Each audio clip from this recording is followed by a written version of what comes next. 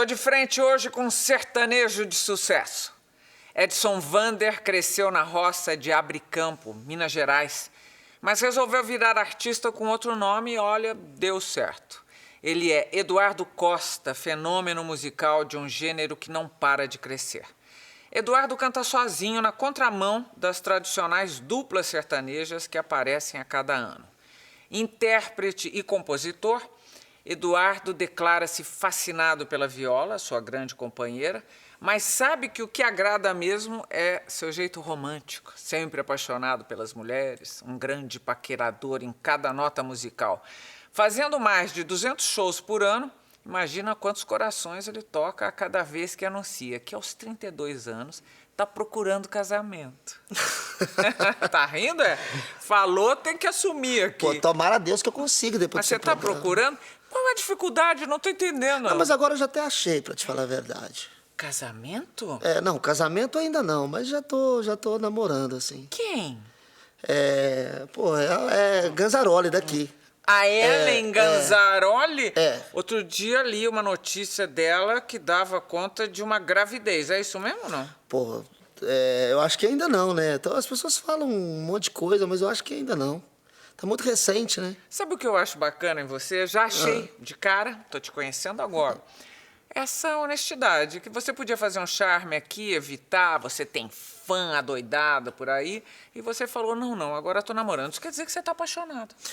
A gente apaixona, eu também apaixono pela pessoa, pela história de vida da pessoa, por ser uma pessoa, porque mulheres bonitas, hoje a gente enxerga tantas por aí, mas é que o conteúdo das pessoas acaba apaixonando a gente também. Ela é uma menina simples, uma menina boa, de família boa. Linda. Bonita. E aí a gente acaba se apaixonando por uma série de coisas e eu tô adorando isso. Mais alta que você? Bem mais alta. E você gosta? Eu gosto. Que mulher é problema, tem que ser grande, né? Ô, Eduardo, por que você escolheu esse nome? É que aconteceu o seguinte, eu cantava na noite em Belo Horizonte, há 15 anos atrás. Eu comecei muito cedo a cantar na noite. E aí tinha uma dupla de Belo Horizonte, chamava Eduardo e Cristiano. Essa dupla já existia. E aí eu resolvi... a dupla separou e esse menino, o Cristiano, me chamou para fazer parte da dupla dele, para cantar no lugar do Eduardo. E eu cheguei e entrei no lugar do Eduardo. Aí a gente achou por bem deixar o Eduardo. A dupla era muito pobre, a gente não ganhava muito dinheiro, era muito pouco, mal dava pra gente. Mas foi uma dupla que ali na região metropolitana de Belo Horizonte a gente fizemos muito trabalho, cantávamos muito. E quando a gente viu que não dava mais, já não separou porque queria separar, separou porque era muito difícil. E aí eu continuei com o Eduardo. E aí eu acrescentei o meu sobrenome mesmo, que era o Costa, que é meu mesmo. O meu nome é Edson Vander da Costa. Tem gente que ainda te chama de Edson? Algumas pessoas da minha família me chamam de Edson ou de Edinho. E você não estranha? Não estranho. Eu até prefiro para não parecer assim, não, o cara agora quer que chame ele de Eduardo. Não. Se as pessoas que me conhecem chamar, não tem problema nenhum. Eu até gosto. Mas não mexe com a personalidade isso? Você não virou um cara de dupla personalidade, não? Não, é porque eu não levo para casa o artista, né? Eu procuro ser em casa uma pessoa bem normal, bem tranquila, porque... O que faz uma pessoa normal como você? Eu sei, por exemplo, que você tem praia em Minas Gerais. Eu fico num lugar que chama Escarpas do Lar, que é em Capitólio. Então lá eu levo uma vida totalmente simples, assim. Eu levo uma vida... Recebo amigos na minha casa, a gente... Vida totalmente simples, tem jet ski? Mas, tem jet ski, tem barco, mas então assim... não é tão simples. Mas não é uma coisa de ostentação, sabe, Gabi? Até porque tem dia que a gente nem quer ver essas coisas. Às vezes a gente tem, mas nem usa muito. A gente quer estar mais entre pessoas, batendo papo, rindo, contando piada e tomando café, que é uma mania que eu tenho muito grande, assim. A gente toma muito café. E come o quê? E a gente come bolo de fubá, broa de fubá, a gente come arroz, feijão, frango com quiabo, frango caipira, né, que lá a gente tem. Na janta também, normalmente a gente come se estiver mais frio, a gente come uma sopa de macarrão. Me conta das suas origens. Me conta. Do que eu pesquisei a seu respeito, você teve uma infância de dificuldades ou não chegou a ter? Muita dificuldade. Por quê? Nós chegamos a passar uma dificuldade de comida, não foi só dificuldade de dinheiro. Teve dia de não ter O pão de cada dia em casa. Assim. Me fala dos seus pais. Nós somos numa cidade chamada Abricampo, que dá 220 quilômetros de Belo Horizonte. E na roça, você sabe, a gente não tem dinheiro, mas na roça é tudo muito fácil. Tem comida à vontade, fartura à vontade. As pessoas são muito ligadas uma com a outra. Então, dificuldade de comida você nunca passa na roça. O seu pai era? Meu pai é de Abricampo. Mas estou dizendo, ele fazia... Ele morava na roça, mexia com... Era roceiro? Roceiro. A gente mexia com café, né, que é a agricultura lá de Abricampo, é café e vaca de leite, boi, essas coisas. Então, a gente mexia com isso. E aí, a gente não tinha dinheiro, a gente nunca fomos de Família grande? Não, a nossa família é pequena. É eu, meu pai, minha mãe e 2 irmãos. A minha irmã, que é a Sara, o Wellington, meu irmão, e eu. Então, é uma família pequena, mas aparentada é muito grande. Muito grande. E você curte família? Essa curto. Coisa de parente, tio, primo, adoro. Você gosta disso? Nossa, amo estar no meio, primo. Essa dificuldade é que tira você dessa região ou não? Não, aí o que aconteceu? Meu pai e minha mãe, de uma hora para outra, inventaram, acho que por causa da gente menores, inventaram de mudar para Belo Horizonte, para poder ver se estudava a gente tinha condição de estudar. Mas aí é que a coisa ficou muito ruim, porque quando a gente morava na roça, a gente tinha fartura, né? Meu pai trabalhava na roça, então, quando mudamos para a cidade, meu pai não sabia fazer nada, meu pai sabia lidar com a roça, com a cidade ele não sabia nada. Meu pai não tinha emprego, a minha mãe ficou doente durante um tempo, passou muita dificuldade com doença. A gente não tinha dinheiro para nada, nem para comer, a gente pagava aluguel e era sempre atrasado. Como é que vocês se viravam? Olha, eu comecei a vender coisa na rua para poder ajudar em casa. Assim, montava uma banquinha? Não, o quê? eu vendia picolé, picolé na rua e salgado, no centro de Belo Horizonte. Que alguém fazia para você vender? Tinha uma senhora perto da minha casa que fazia. Então, eu vendia isso durante o dia. Eu estudava, né? Estudava de manhã. Quando eu chegava da escola, eu vendia isso até à noite, para tentar comprar o mínimo de comida para casa. E, nos fins de semana, sábado e domingo, eu vendia verdura. Que era, antigamente vendia, por exemplo, tinha um carrinho, a gente enchia de alface, couve, cenoura, beterraba. E eu vendia também de porta em porta. Então, as pessoas já sabiam que eu fazia aquilo, então todo mundo já me esperava para poder... Quantos anos você tinha? Eu tinha uns 12 para 13, 14, até meus 15 anos eu fiz isso. A música entrou na sua vida em que época? A música entrou na minha vida quando eu comecei a falar. Eu também comecei a cantar. É uma coisa que vem de berço. Então, sempre cantei e sempre gostei de tocar. Mas a gente ouve, a gente também vem de uma família mal informada e que todo mundo falava, isso não vai dar certo, esse menino não vai dar certo na vida, gente. Esse menino só toca, esse menino só canta, o que ele vai virar? As pessoas não acreditavam que aquilo pudesse virar um trabalho. E até pouco tempo atrás, alguém falava, o que você faz? Eu falava, eu canto, toco. A pessoa, e trabalhar? Você trabalha com o quê?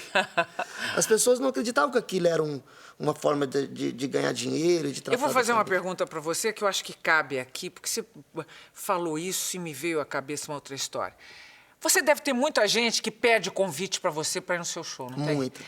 É porque é isso. Eu acho que... Você sabe que quando você faz teatro, as pessoas também pedem convite a você. Gente que trabalha para você, que faz serviços para você, que você paga por eles, elas sentem sempre como se fosse uma obrigação, você dá aquilo de presente. É como se a arte não pudesse cobrar. Exatamente. Você já reparou isso? Já reparei muito, com muita frequência, assim. E é muito, tipo assim, tem shows que, principalmente em regiões que você tem mais amigos, então essa região é a pior. O telefone tem que desligar, porque senão você não dá conta. E é o seu ganha-pão, é um trabalho, não é? Eu vou te contar uma história engraçada, que eu tinha um escritório lá em Belo Horizonte, eu descia todo dia, e era num lugar mais simples, tinha um açougueiro perto lá, que todo dia ele falava, ele gritava, ele não me pedia em off, tipo, seu Eduardo, vem cá, dia que tiver um show próximo, me convida, me dá um convite. Ele não fazia isso. Toda hora que eu parava, o carro ele dava um grito, ô Eduardo, e meu convite? Ô Eduardo, e meu CD? Eu tinha mania de pedir CD. Aí, teve um dia que eu estava bem nervoso, eu disse, falei assim, eu só vou te dar o CD de que você me dá 10 quilos de carne. E ele? Não, aí ele ficou meio chateado, mas depois eu pedi desculpa, porque na hora eu estava um pouco nervoso. Mas ele entendeu que... Ele entendeu. Entendeu que aquilo era a forma de eu ganhar dinheiro, como era a forma dele vender carne, era a forma dele ganhar dinheiro. Muito curioso isso. Eu percebo no dia a dia dos artistas, no dia a dia de quem faz teatro, que tem muito uma coisa assim, você precisa ser convidado para ir ver o espetáculo. E eu adoro convidar as pessoas, mas claro que você tem um limite, que senão a sua arte começa a não ter mais valor. E isso hoje acontece com muita frequência no meio artístico, sabe, Gabi? Antigamente, o pirateiro vendia nosso CD, né? E aí você ficava chateado, porque você faz um trabalho muito bacana e o pirateiro vendia muito barato. Hoje, o que aconteceu?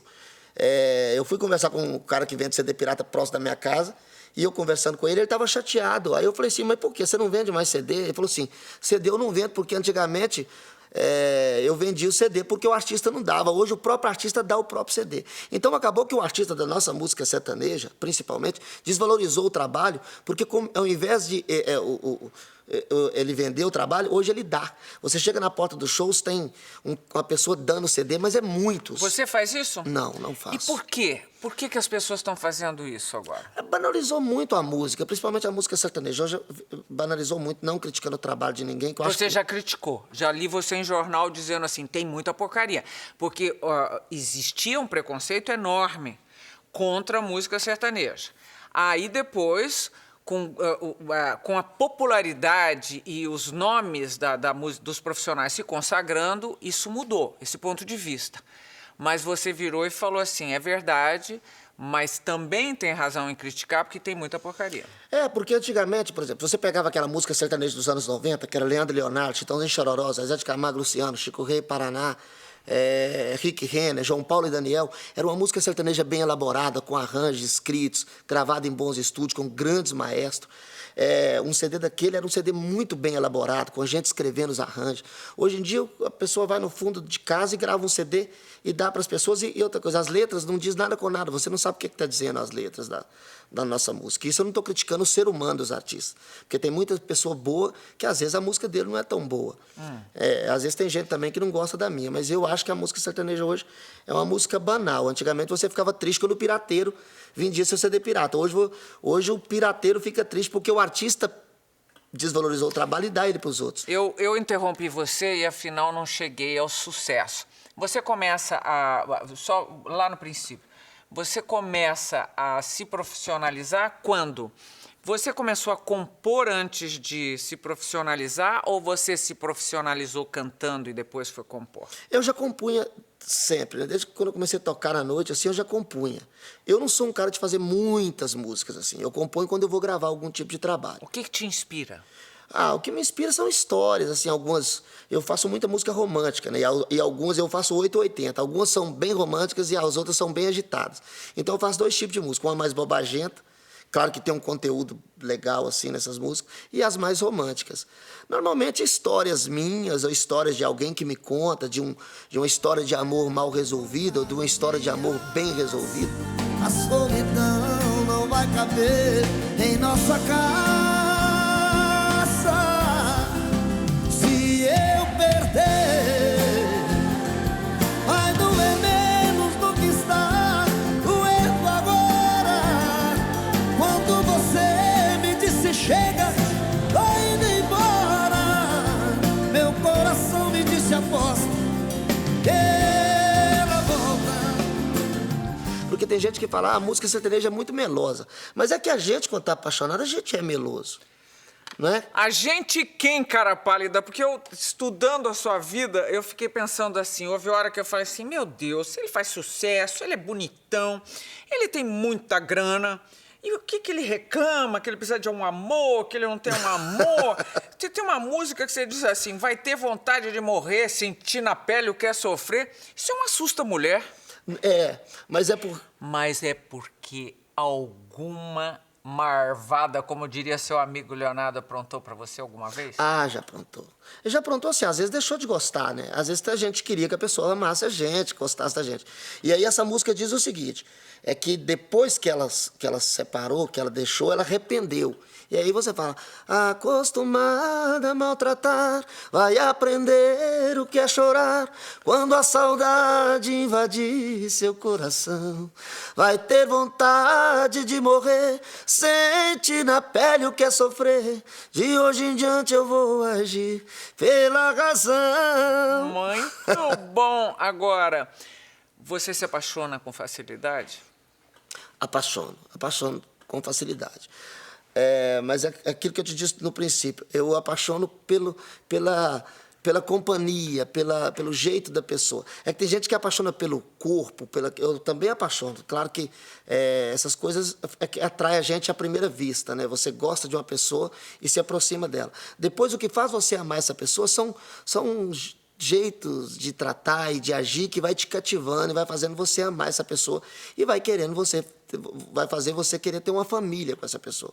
Então, isso é o que acontece comigo. Às vezes eu gosto de uma mulher, acho ela bonita, mas às vezes você se aproxima e ela não é um tipo de pessoa que você achou que era. Eduardo, tô te achando muito comportado, porque a última entrevista que eu li tua, você dizia assim, se eu beijar na boca, eu tenho que transar. É porque eu já vi umas pessoas... Não. Você não falou isso? Falei. Se eu beijo na boca, eu não sei parar. Tá, mas é porque eu vejo as pessoas beijando. Sabe aquele beijo, aquele beijo? É aquele beijo, o chamado francês, aquele de língua, de tudo, aquele beijo maravilhoso. isso? É que aquele beijo é o princípio de uma transa. Aquele beijo, se você der ele, você parar é uma coisa quase que impossível. Sei.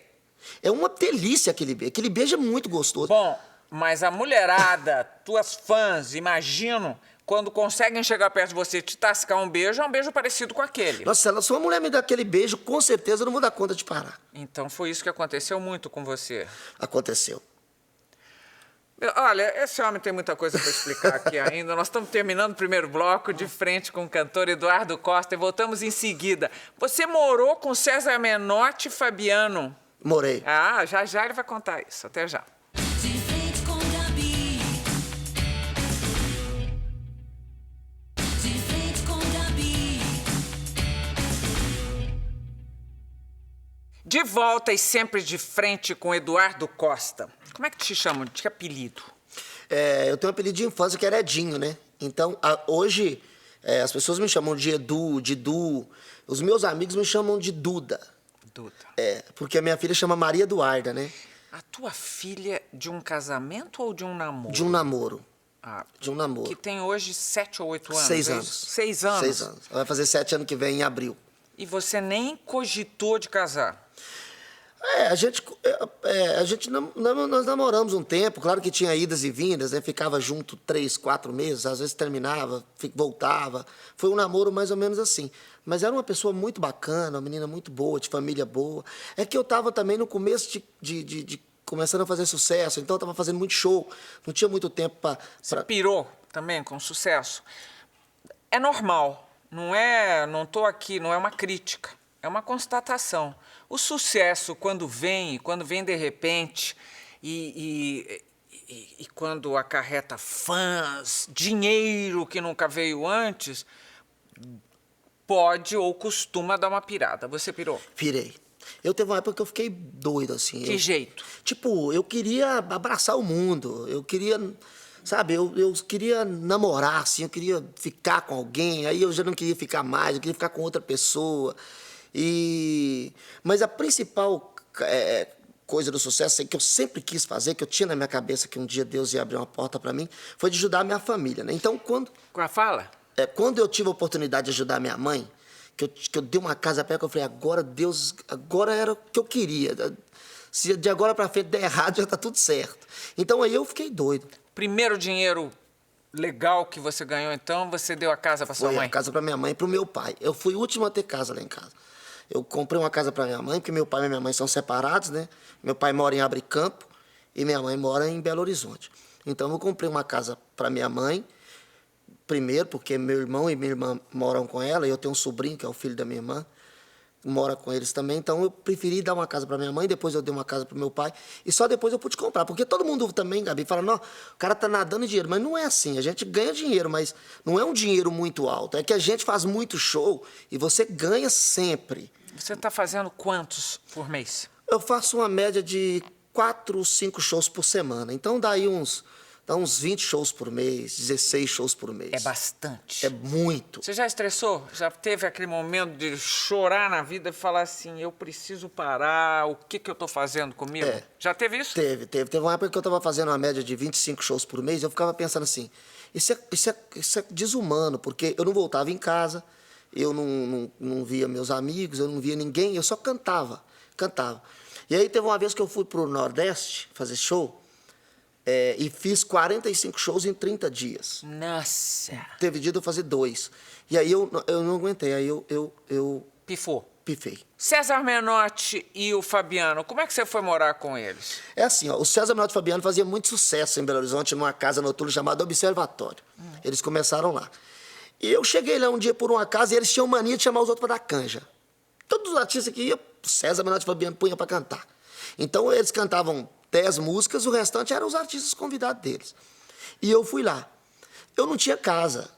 Eu morava na casa de 1, 2 dias, na casa do outro 3. Eu era tipo assim, eu tinha um chevette e minhas malas ficavam no chevette. Então todo lugar que eu chegava eu morava um pouco.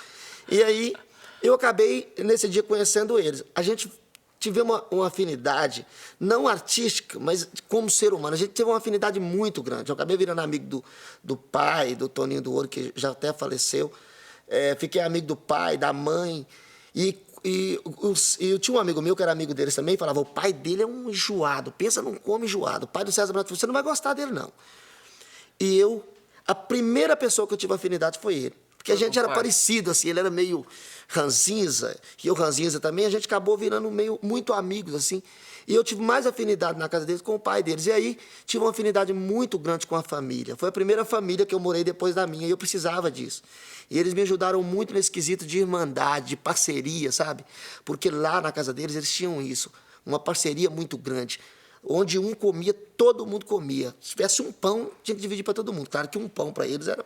né, dificuldade, que lá se come muito na casa deles. Eles são fortinhos. São. Lá come muito. Você é fortinho de outro jeito. Esse corpo você tem há quanto tempo? Tem 3 anos que eu malho, que eu treino, assim. E por que você decidiu há 3 anos começar a fazer isso? É por causa de uma super ansiedade que eu tinha, uma superatividade. Muito ansioso, muito... angustiado, querendo fazer tudo ao mesmo tempo. E aí comecei a frequentar psicólogo. Terapeuta? Você fez terapia, então? Fiz. Ainda faz? Hoje, menos. Eu pretendo até voltar a fazer, mas hoje por causa de outras coisas, assim. E aí... Você não pode me contar nenhuma dessas coisas? Posso, claro que eu posso. Conta.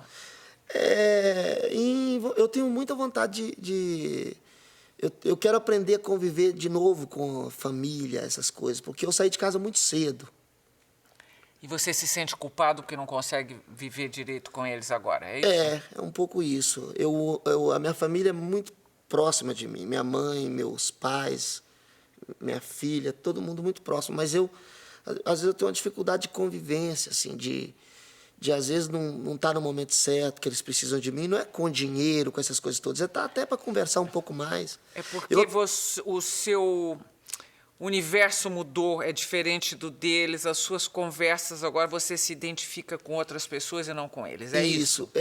E acabou essa coisa de eu ter virado muito pai da família, não foi depois... Provedor. Não foi dessa coisa do Eduardo Costa, não, viu, Gabi? Eu virei pai lá de casa quando eu decidi a trabalhar mesmo na rua, a fazer as coisas, pouco comida. A gente vira meio pai, a gente perde um pouco de ser filho, sabe? Eu virei, sabe? Provedor, você era provedor. Eu quero voltar a ser filho, assim. Tem dia que eu deito na minha cama e dá vontade de chorar, assim, de saudade da minha mãe, de ser dependente dela, de falar, ô mãe, putz, eu tô precisando disso. Você tem saudade de uma infância que você não teve, Não tive. É isso? Isso é que eu tenho vontade, às vezes, de deitar no colo da minha mãe, eu tenho saudade disso. Eu tenho saudade do meu pai, às vezes, de estar com ele, com meus irmãos, que isso é uma coisa que eu não tive, e eu sinto muita falta disso. Isso às vezes não me faz tão bem. Tem dia que eu deito na cama e falo, nossa, que vontade que a minha mãe tivesse aqui. Vontade de ser amado sem condições, sem se sentir usado, é isso? Exato. É isso? Exato. Você começou a malhar e melhorou? Não, e aí eu comecei com essa coisa de... Aí a minha psicóloga falou assim, Eduardo, você é muito ansioso e não está dando certo. Eu vou te aconselhar um negócio. Você vai procurar uma academia, vai vai começar a fazer uma atividade física e vai ver se melhora. Se não melhorar, eu vou te indicar para psiquiatra. Pra tomar remédio. Porque você já passou de uma... Você está muito intenso, tá muito forte isso em você. E aí, Gabi, eu fui para academia. Comecei a correr na esteira e eu bebia muito, assim. Eu bebia bastante. Cachaça. Cachaça, cerveja. Naquelas horas de amigos sempre tem bebida alcoólica, né? Então eu bebia uísque, qual que tivesse eu bebia. E aí eu comecei a fazer atividade física e comecei a perder o gosto um pouco pela bebida. Claro que eu ainda bebo, mas hoje, moderadamente, muito menos do que eu fazia antes. E aí eu comecei a fazer... ficar bonito. A ficar bonito, ter um corpo mais definido, a gostar de fazer isso. Isso virou um vício. Vou mostrar. Eu não vou pedir para ele tirar a roupa aqui para vocês, que não vai ficar bem nem para mim, nem para ninguém. Mas olha o abdômen que este homem conseguiu. Você não tinha assim antes? Não. Antes eu tinha uma barriga um pouco mais avantajada. Aliás, está linda essa capa do seu disco. Muito Pecado obrigado. de Amor, é o teu mais recente. É o recente. E isso aqui que é... é um livro com fotos, muitas, e falas suas, é isso? Poesia sua? E fala do CD, desse novo CD. Fala da história desse novo disco, foi produzido pelo César Augusto, que é um produtor que dispensa elogios e comentários. Isso é comprado separado? Não, isso não vende. Não vende? Isso é divulgação? Isso é um presente que a gente faz para dar para as pessoas mais próximas da gente. Olha aqui, que homem é esse? Ellen Ganzaroli, que se cuide. Bom, e aí você começou... E aqui vem o disco, muito lindo, parabéns. Oh, que bom que você gostou. Aí você começou, aqui, o bonitão, todo bonitão. Vaidoso. Você é metrosexual? Sou. Sou, virei. Também que essa coisa de querer melhorar, né? Porque eu não era um perfil de homem bonito, né? E também acho que não sou até hoje. Eu tenho uma cara meio de homem, assim, de roceiro, assim. Bonitão você, bonitão mesmo. Eu não sou um perfil de pessoa que fala assim, não, que cara bonito, que cara lindo, né? Tipo assim, eu me acho um cara bonito, mas eu tenho cara de homem, né? De mais rústico um pouco. Você está falando de machão. Eu sou mais um perfil mais roceiro, assim. Isso não te prejudica? Não, de jeito nenhum. Pelo contrário? Bom, aí o teu corpo... E aí eu comecei a ficar vaidoso e de tentar melhorar. Eu fiz uma lipo antes de eu começar a fazer atividade física, porque eu tinha uma barriga, né? E eu tinha que fazer um desvio de septo, que eu tinha um problema de entupimento no nariz muito forte. Você fez plástica no nariz, está chamando de desvio de septo? Não fiz plástica ainda. Eu arrependo de não ter feito. Mas não precisa, tá muito bem. Aí eu fui fazer esse desvio de septo, que eu poderia ter feito uma plástica, eu me arrependi de não ter feito, porque quebrou tudo. Para fazer para poder desvio? tirar, e voltou a carninha, já voltou de novo. É mesmo? E aí o que aconteceu? E aí o Ruizinho, que é lá do Hospital São Luís, ele muito bem falou, por que você não faz uma lipo, cara? Você já está aqui, faz de uma vez. Você pretende começar com essa coisa de atividade física, faz uma lipo. E aí eu comecei a fazer, aí tomei gosto pela coisa. Aí, claro que aí a gente conversando com uma pessoa, com outra, eu passo um creminho aqui para tirar uma marca de expressão que você tem ali. Passa um negócio no cabelo, que é ótimo. Cabelo muito bom, aliás. E aí eu comecei a fazer essas coisas. E aí quando eu vi, eu já estava meio enviadado, sabe essa coisa? Vamos dizer metrosexual. Mas eu adoro fazer isso. Dentes você também fez? Fiz. Tô vendo que são branquinhos. Eu acho que você ficou muito bem. Ok, já percebi que você vai operar outra vez, porque você disse que já voltou uma carninha aqui. Voltou. Não mude o nariz. Não, porque eu acho que aí você vai não vou atrapalhar a vida dos seus fãs, mas eu não vão vou olhar e cadê a cara dele? Cadê a entendeu? cara? Mas eu não acho que não vou mexer nisso também, não. E baixou o facho. Você se acalmou com isso? Acalmei demais. Melhorou muito. Depois dessa atividade física, minha vida melhorou muito. Inclusive, eu dou uma dica para as pessoas, até atividade física não é ficar forte, essas coisas de, eu quero ficar... Não é bombado, não tem nada disso. Você faz uma atividade física, você melhora como pessoa, melhora o corpo, melhora a saúde mental, intelectual. Você faz todos os dias? De segunda a sexta. Mas onde? Em Belo Horizonte. Mas se você está na estrada? Eu faço na cidade onde eu estiver. Você procura uma academia? Procuro uma academia e faço. E aí assim, todo mundo desmaia. Chegou o Eduardo que quer fazer ginástica. Eu não sou aquela pessoa viciada. Nossa, hoje eu tenho que fazer. Não, se não tiver jeito de fazer, eu não tenho problema nenhum em não fazer. Eu quero que você me explique duas coisas quando a gente voltar. Primeiro, como é que num meio, o chamado sertanejo, em que o que funciona muito e há muito tempo com muito sucesso é uma dupla, como é que você foi fazer a carreira solo? Hoje existem alguns outros, mas eu gostaria de saber como é que você decidiu isso. E segundo, por que você foi morar mesmo num bordel? Você me explica isso já já. Chega ao fim o segundo bloco, de frente com o cantor Eduardo Costa, o Duda. Nós voltamos depois de um rápido intervalo. Até já. De frente com Gabi. De frente com Gabi. Estamos de volta para mais um bloco de frente com Eduardo Costa.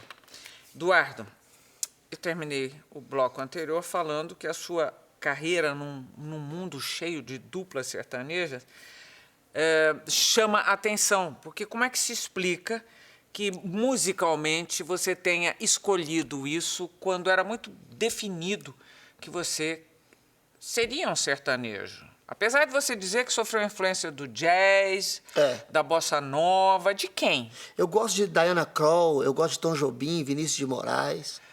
Eu gosto de blues, assim, eu adoro blues. E você acha que tudo isso te influenciou no que você compõe, no que você produz? Claro, porque eu tenho o lado de música sertaneja, de música simples, que é maravilhoso, mas eu acho que você tem também que ter uma influência de uma outra música, como eu tenho do samba também. Eu faço muito samba. Aliás, dessas músicas minhas mais engraçadas, tipo, eu tenho uma música minha que chama Cachaceiro, né? Mostra. Dizem que eu sou cachaceiro. Cachaceiro eu não sou, cachaceiro é quem fabrica pinga, eu sou só consumidor. E essa música depois virou um vaneirão, assim, mas quando eu fiz um samba meio Bezerra da Silva, meio malandro. Dizem que eu sou cachaceiro, cachaceiro eu não sou, cachaceiro é quem fabrica pinga, mané, eu sou só consumidor, diz aí. Muito bom. Eu sempre tive essa influência do Bezerra da Silva, principalmente, que é o meu sambista predileto. Para mim, é o melhor, claro que eu gosto de todos, mas o Bezerra, para mim, foi o melhor, porque ele também tinha uma coragem de fazer, porque falar daquelas coisas de vou apertar, mas não vou acender agora, falar dessas coisas naquela época que era muito mais difícil, ele era um cara muito de personalidade muito forte, então eu tenho uma influência muito grande. E aí eu gosto de jazz, gosto de blues, gosto do country, daquele country americano, Alan Jackson, Garth Brooks. Eu gosto de todos. Agora vamos voltar ao tema. Você vira por quê? Olha o que aconteceu. Eu tinha uma dupla sertaneja, que era o Eduardo e Cristiano, e eu sempre improvisei muito cantando. Eu sempre achei que eu queria fazer sucesso sozinho. Mas só que quando eu fui o primeiro cantor sertanejo solo dessa nova geração, né?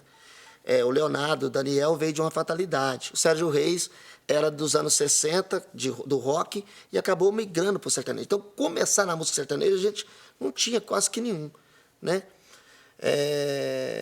E aí, todo mundo falava para mim que eu tinha um timbre parecido com o Leonardo, com o Zezé, com o Chororó, que era essa coisa da música sertaneja de voz mais aguda. Então, as minhas maiores inspirações foi Leandro e Leonardo, Zezé de Camargo e Luciano, Chico Rei Paraná, Rick Renner, João Paulo e Daniel. Essas duplas me influenciaram mais, até porque quando eu me entendi por gente, quando eu comecei na noite, eles eram os artistas da época. E aí o que aconteceu? Todo mundo falava, Eduardo, você não vai conseguir fazer sucesso cantando isso, porque você já tem um timbre de voz parecido com o Leonardo, parecido com o Zezé, parecido com o Chororó, você não vai dar conta de fazer sucesso cantando isso, não. E isso eu ouvi assim, todo santo dia. Quer dizer, fazer sucesso como mais uma dupla. Não, mais um cantor, porque eu cantava sozinho num universo que só tinha dupla sertaneja. Você já estava sozinho, então? Já estava sozinho. Então, todo mundo falava isso para mim. Arruma uma dupla, faz uma dupla sertaneja. Só que eu ganhava muito pouco, mas o Cristiano, a gente tinha muito pouco. Inclusive, hoje ele tem outra dupla, que é Thiago e Cristiano, meus amigos. Mas, na época, a gente não separamos porque brigamos ou porque não éramos amigos. É porque não dava, o dinheiro não dava. E aí, eu ouvia isso o tempo inteiro, mas eu insisti. E aí, eu gravei um CD, Gabi, só com violão.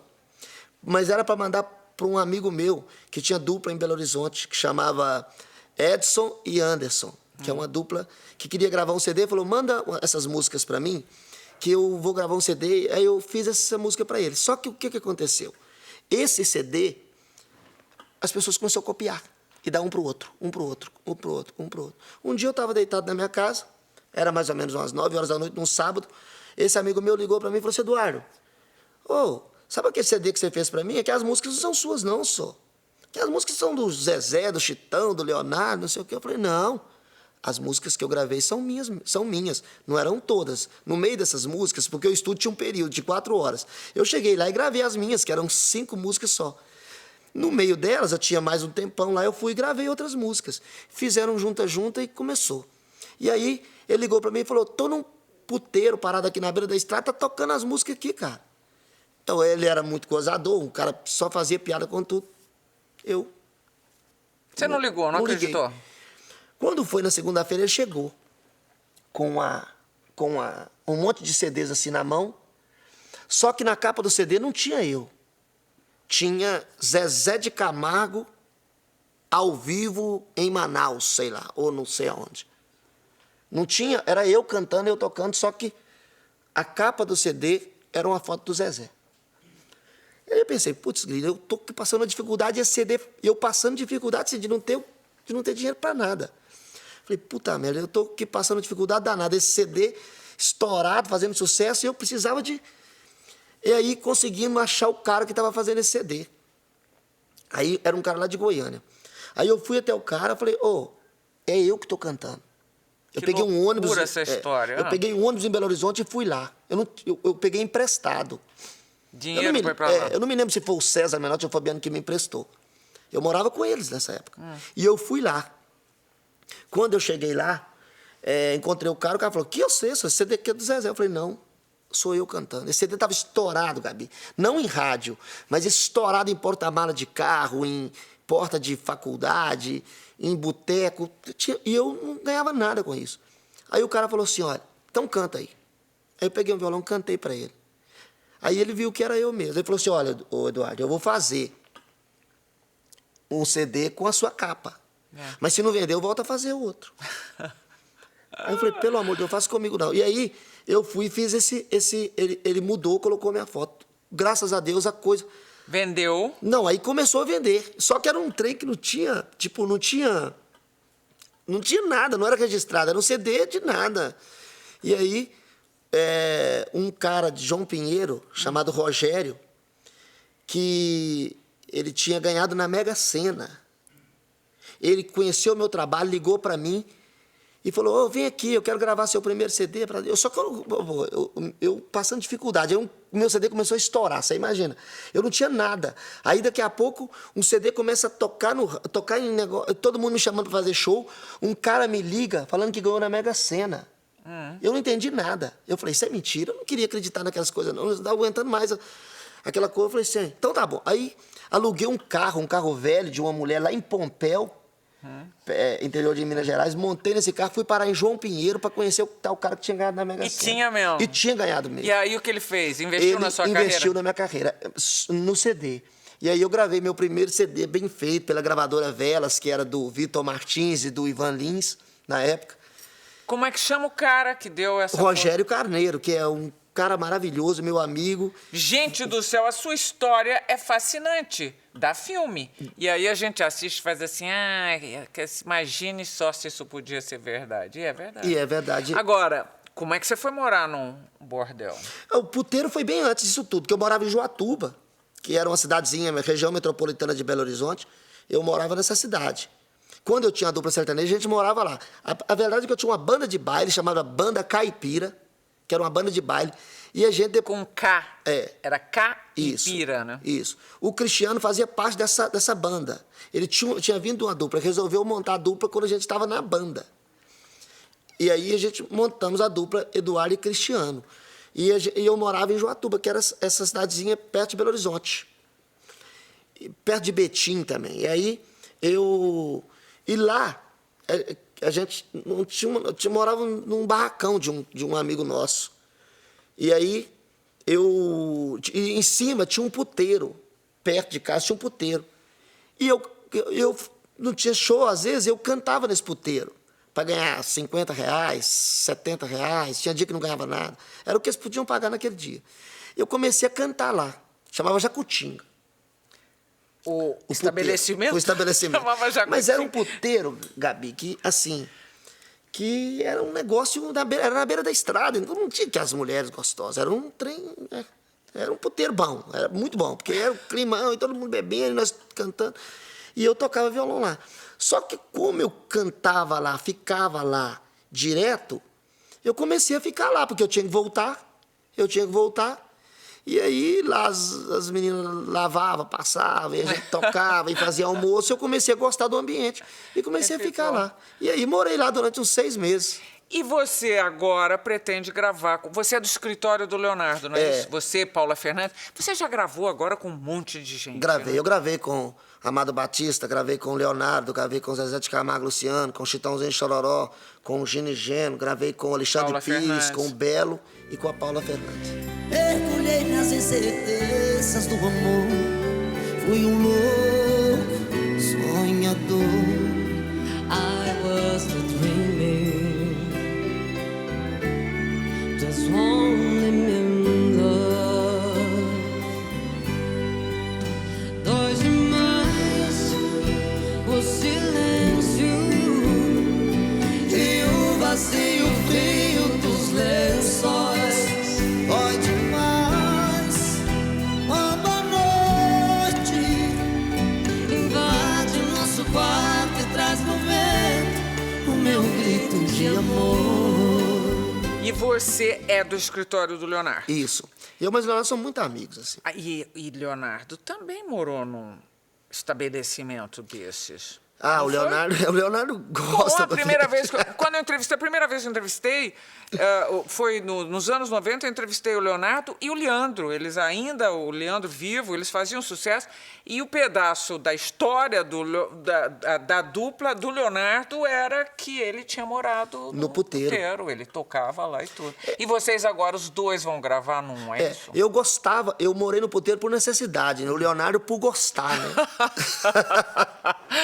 E vocês vão agora gravar num... Vamos gravar. Agora, hoje em dia, vocês diriam que vão gravar num cabaré. Num cabaré. É isso? Num cabaré. E o que acontece? A gente tem um estilo de músicas que eu mais o Leonardo gostamos assim, que é essas músicas românticas. E a gente tem uma afinidade muito grande com aquelas José Augusto, Amado Batista, Reginaldo Rossi, Lindomar Castilho. Que são os caras do bordel, do puteiro, do cabaré. E eu, mas o Leonardo, a gente cantando um dia na minha casa, o Leonardo, puta, mas eu tenho vontade tanto de gravar essas músicas, eu queria gravar no puteiro. Eu falei, vamos gravar? Porque ele falou, mas nós vamos gravar pra nós, né? Eu falei, vamos gravar pra gente, sem nenhum tipo de vaidade, tipo, vamos vender. Sem vender, graças a Deus, mas a gente vai gravar músicas que a gente gosta. Para lembrar de um período da vida e para curtir um trabalho. E para curtir um hoje. trabalho. Eu tenho certeza que vai se identificar com muita e muita gente que gosta do puteiro, que já passou por isso, e a gente está muito feliz de estar realizando isso. E eu estou muito feliz de ter você aqui, tão abertamente contando a sua história para mim. Muito obrigada. Que Deixa isso, eu é um mostrar prazer. mais uma vez, ainda não acabou, hein? Olha aqui, tá aqui. Pecado, O Pecado de de Amor, Eduardo Costa. E depois do intervalo, a gente volta com bate-bola, jogo rápido. Você é bom de esporte, além de... Eu jogo futebol, pratico capoeira. Assim. Vamos ver se isso é bom mesmo. Daqui a pouquinho, até já. de frente com Gabi. De frente com Gabi. De volta para o último bloco de frente com Eduardo Costa. Preparado? Eduardo Costa, que tem essa história de vida e que ainda passou por um ano atrás, sobreviveu a um acidente de avião, acredite. Está aqui inteiro na minha frente, preparado para o bate-bola Claro, jogo rápido? lógico. Vamos ver se é bom de bola mesmo. Um ídolo. Barrerito. Que Barrerito fazia parte do trio Parada Dura, que eu tive a oportunidade de conhecer e de ser músico dele, de tocar com ele. Assim. Um medo. Olha, eu tenho vários medos, mas eu tenho medo de ter um acidente, de ficar Lesionado. lesionado, assim. Eu tenho muito medo disso. Eu peço a Deus para me livrar disso. Um sonho. Eu tenho vários sonhos. Um é ver minha filha crescendo com saúde, ser uma boa pessoa, de ser uma pessoa melhor, de poder ser uma mulher de fibra, assim como eu acredito ser um bom homem, de ter feito muita coisa pela minha família. Eu quero que a minha filha seja uma pessoa mais ou menos assim. Religião. Eu sou evangélico. Edson Vander. Olha, um cara lutador, guerreiro, de força, de lutador, sabe, perseverante, assim. E Eduardo Costa por Eduardo Costa. Olha, eu sou uma pessoa boa, sou um cara bravo, sou ranzinza, sou estourado às vezes, mas tenho melhorado, tenho tentado melhorar, tenho tentado ser uma pessoa diferente, até pro meu próprio bem. Você é um tremendo cara verdadeiro e que deu uma linda entrevista. Muito obrigado, viu, Eduardo? Muito obrigado a você. Sucesso ainda mais pra você, se isso é possível. Muito obrigado, Gabi. E a gente se vê no próximo programa. Até lá.